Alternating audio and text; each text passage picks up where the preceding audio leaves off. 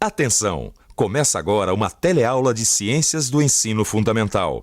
Você vai assistir a teleaula de número 62. Bons estudos!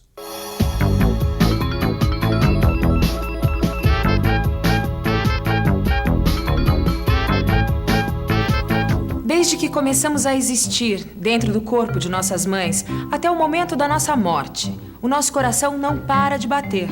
Independente da nossa vontade, o nosso coração está sempre em atividade. Alguma vez você já pensou sobre isso? Em como o batimento cardíaco é fundamental para a nossa vida? Na teleaula de hoje você vai ver como é a respiração dos seres humanos, dos animais e das plantas. E vai ainda aprender o que é e como funcionam os órgãos que fazem parte da circulação do sangue. Respire fundo e boa sorte. A nossa teleaula já está começando.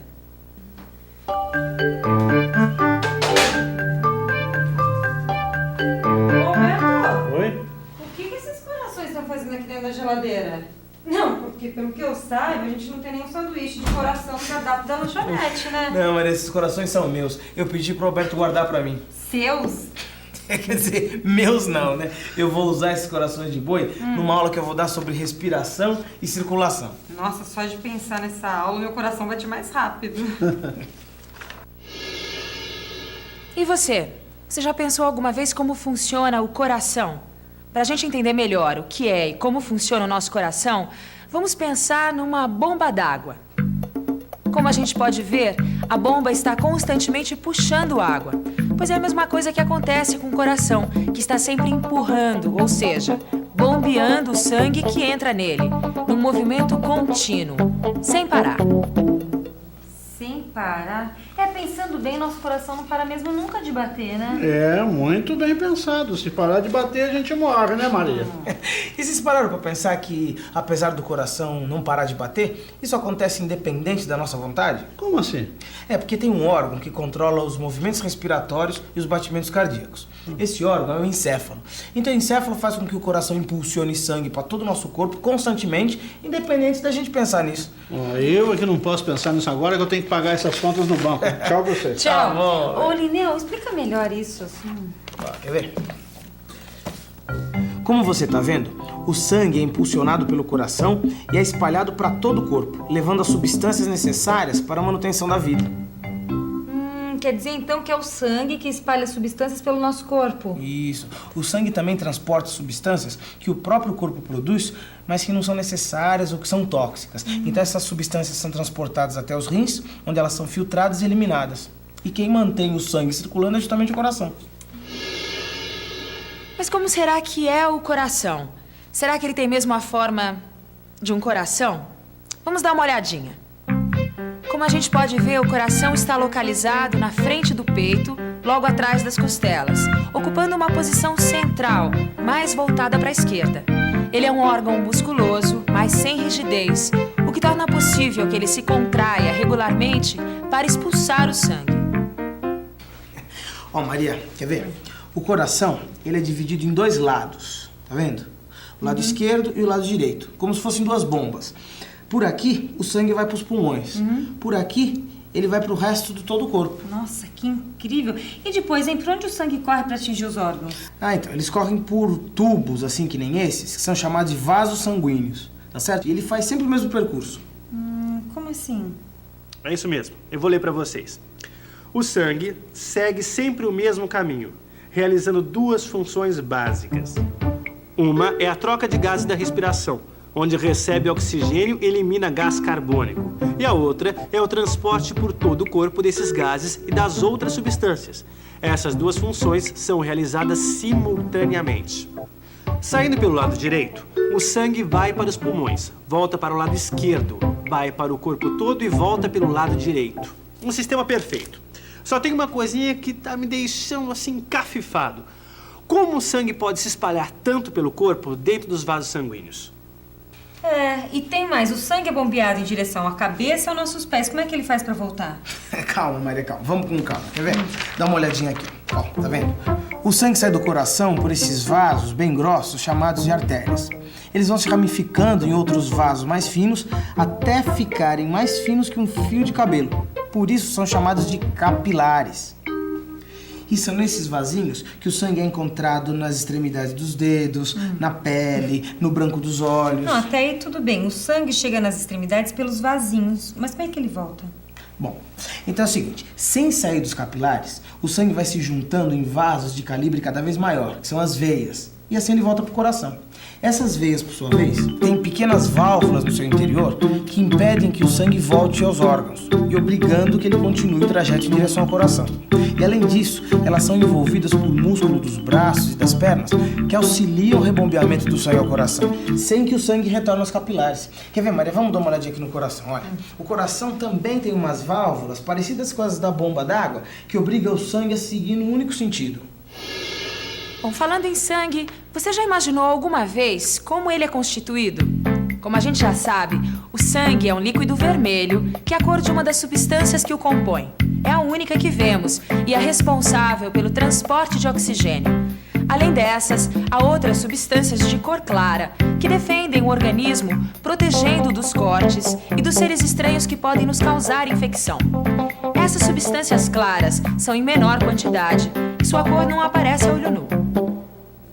5 litros de sangue? Uma pessoa adulta tem cerca de 5 litros de sangue. Ele nem sempre é igual.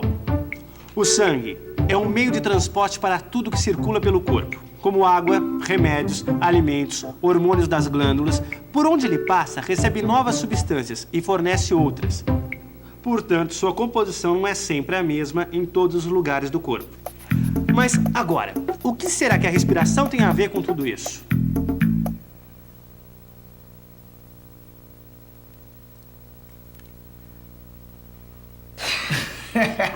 Tá vendo? Não falei? A gente consegue ficar um pouco mais de um minuto sem respirar. Nossa, deu um mal-estar horrível. É, mas é normal. Depois de um minuto não tem jeito mesmo. Agora, o coração não dá pra fazer ele parar de bater, né? Sei, mas assim como o coração bate independente da nossa vontade, a gente também respira sem pensar, quer dizer, independente da nossa vontade, né? É, mas a gente não para nunca de respirar, apesar das variações, né? Quer dizer, se você corre, a respiração ela é mais rápida, se você tá parado, ela é mais lenta, mas o ar tá sempre entrando e saindo do nosso corpo. Exatamente como está aqui. Quando eu respiro, os pelinhos do meu nariz se mexem. Por que será? O ar entra pela boca ou pelo nariz e segue por meio de tubos até os pulmões.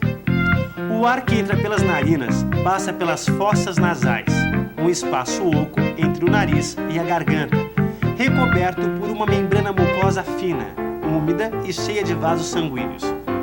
E é graças aos pelinhos das narinas que o ar entra mais limpo nas fossas nasais, onde ele também se aquece, pois as fossas são pequenas câmaras quentes. Mas o ar também pode entrar pela boca. De um jeito ou de outro, passa pela faringe, que é a nossa garganta, a caminho dos pulmões. Olha só. Alguns animais, como jacarés, as cobras, as aves e ainda muitos outros que vivem em contato com o ar também respiram pelos pulmões. Ó, Maria, nesse frango aqui dá pra gente ver bem a localização dos pulmões. Quer ver, ó? Olha lá na frente. Ah, que legal! Legal, né? Então, os pulmões estão no tórax, protegidos pela caixa torácica, que é formada por costelas. Mas e o ar, hein? Como é que ele entra e sai dos pulmões? O ar entra e sai dos pulmões, levando oxigênio para dentro do corpo e trazendo gás carbônico para fora, através de um sistema de tubos ramificados. O maior desses tubos é a traqueia, que vai da garganta até a parte superior do tórax, medindo uns 10 centímetros de comprimento no caso do homem. Depois a traqueia se bifurca em 2 tubos curtos, os brônquios direito e esquerdo, que penetram nos pulmões. A partir daí, os brônquios vão se ramificando, diminuindo seu diâmetro e se espalhando no pulmão. Como os ramos de uma árvore. Isso. E nas extremidades desses tubos mais finos, chamados bronquíolos, tem uns saquinhos cheios de ar, muito pequenos e muito finos, chamados alvéolos pulmonares. São mais de 300 milhões de alvéolos pulmonares numa pessoa adulta, que formam a estrutura básica do pulmão. Aí, Maria, tá vendo? São 2 pulmões, tá vendo? Olha, aqui eu tenho um pulmão de boi que dá pra gente ter uma ideia melhor. Olha aqui, ó. Os pulmões, ó, são 2, eles têm essa consistência esponjosa, eles são cobertos por inúmeros vasos sanguíneos que trazem o sangue que vem do coração. Bom, agora que eu já sei como é que são os pulmões, Vamos agora à grande questão. Como o pulmão funciona? Assim, do golfinho, por exemplo. Bom, o golfinho ele é um mamífero, né? Que nem o boto, a baleia. Então, como todos os mamíferos, eles têm pulmões e respiram oxigênio do ar. Então, apesar deles viverem na água, eles vêm de tempos em tempos à superfície para respirar.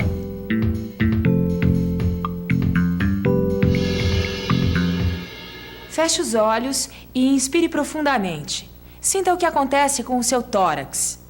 Agora, respire todo o ar que puder e sinta em que momento os músculos se contraem. Fazendo isso, você vai poder perceber o caminho do ar até chegar nos pulmões e vai sentir o principal músculo da respiração, o diafragma.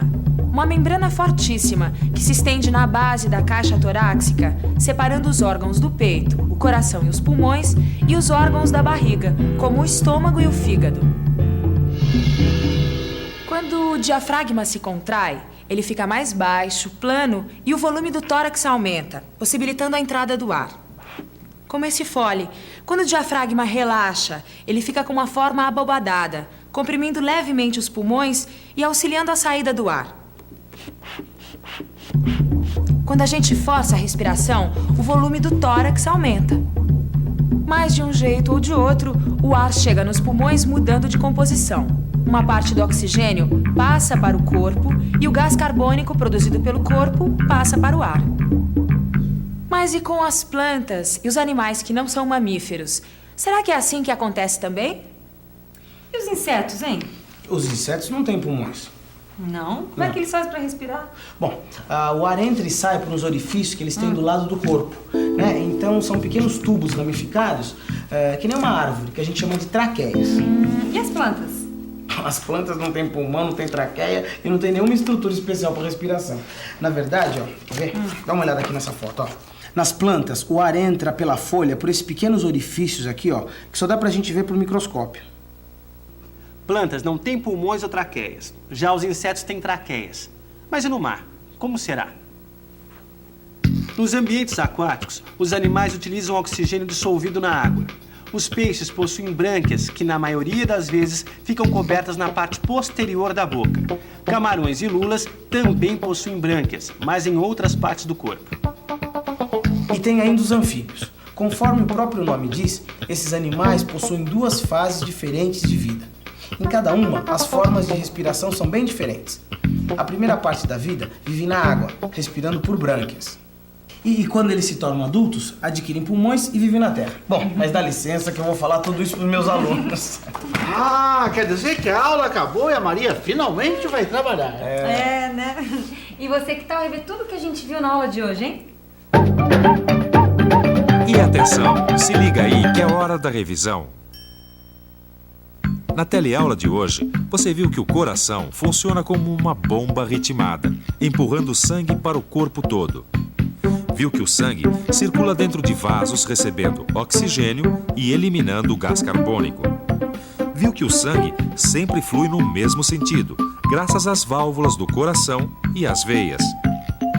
Viu também que o sangue leva oxigênio para todos os lugares do corpo. E viu ainda que muitos seres vivos obtêm oxigênio através de pulmões, mas que existem outras estruturas para a respiração. Agora é com você. Abre o seu livro e bons estudos.